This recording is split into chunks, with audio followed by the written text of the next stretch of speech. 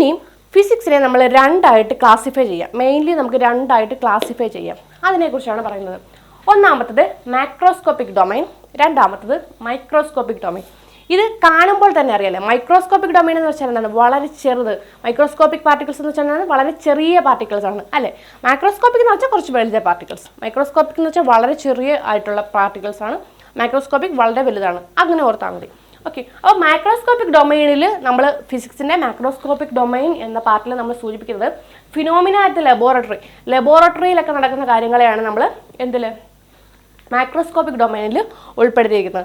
അതുപോലെ നമ്മൾ celestial bodies, അതായത് നമ്മൾ ബഹിരാകാശത്തുള്ള കാര്യങ്ങൾ, എർത്തിൽ നടക്കുന്ന കാര്യങ്ങൾ, ബഹിരാകാശത്തുള്ള കാര്യങ്ങൾ, ഇങ്ങനെയുള്ള നമുക്ക് കണ്ണിൽ കാണാൻ പറ്റുന്ന വലിയ കാര്യങ്ങളെല്ലാം തന്നെ നമ്മൾ ഉൾപ്പെടുത്തുന്നത് മാക്രോസ്കോപ്പിക് ഡൊമൈനിലാണ്.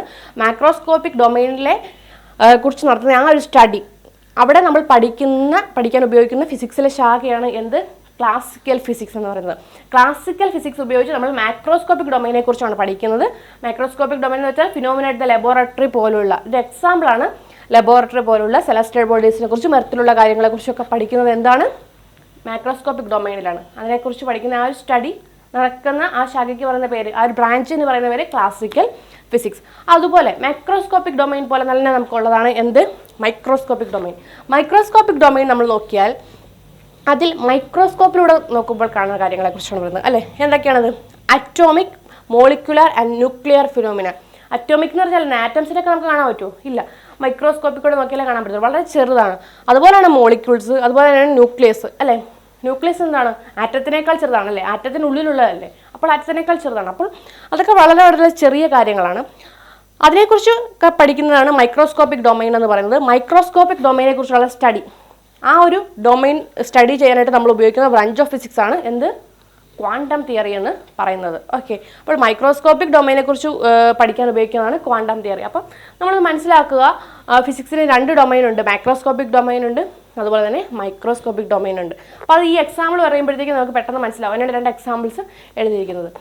അതുപോലെ മാക്രോസ്കോപ്പിക് ഡൊമൈനെ കുറിച്ച് പഠിക്കുന്നതാണ് ക്ലാസിക്കൽ ഫിസിക്സ്, അതുപോലെ മൈക്രോസ്കോപ്പിക്കിനെ കുറിച്ച് പഠിക്കുന്നതാണ് ക്വാണ്ടം തിയറി. അത്രയും കാര്യങ്ങളാണ് നമ്മളിപ്പോൾ ജസ്റ്റ് ഒന്ന് ഫിസിക്സിനെ കുറിച്ച് അറിഞ്ഞിരിക്കേണ്ടത്.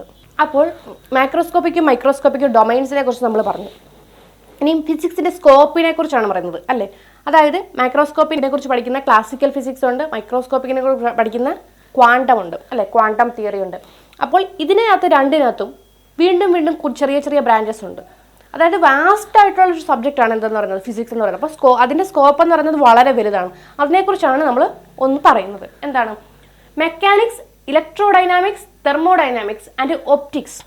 ഏതൊക്കെയാണ്? Mechanics, electrodynamics, thermodynamics, optics. ഇത് നാലും എന്താണ്? ഫിസിക്സിലെ ചെറിയ ചെറിയ ബ്രാഞ്ചസ് ആണ്. ഫിസിക്സിനെ നമ്മൾ സബ്ഡിവൈഡ് ചെയ്ത് കൊണ്ടുവരുമ്പോൾ ബ്രാഞ്ചസ് ആണ് ഇതൊക്കെ. ഓക്കെ, അപ്പോൾ ഈ ബ്രാഞ്ചസ് ഒക്കെ മെക്കാനിക്സ്, ഇലക്ട്രോഡൈനാമിക്സ്, തെർമോഡൈനാമിക്സ്, ഒപ്റ്റിക്സ് എന്ന ബ്രാഞ്ചസ് വരുന്നത് ക്ലാസിക്കൽ ഫിസിക്സിലാണ്. Okay, are included in classic physics. അപ്പോൾ ക്ലാസിക്കൽ ഫിസിക്സിലാണ് ഈ ഒരു ബ്രാഞ്ചസ്, ഈ 4 ബ്രാഞ്ചസും വരുന്നത്. Where macroscopic phenomena is discussed. അപ്പോൾ ഈ 4 വരുന്നത് ക്ലാസിക്കൽ ഫിസിക്സ് ആണ്. ആ ക്ലാസിക്കൽ ഫിസിക്സ് ഡിസ്കസ് ചെയ്യുന്നത് എന്തിനെക്കുറിച്ചാണ്? മാക്രോസ്കോപ്പിക് ഡൊമൈനെ കുറിച്ചാണ്. ഓക്കെ,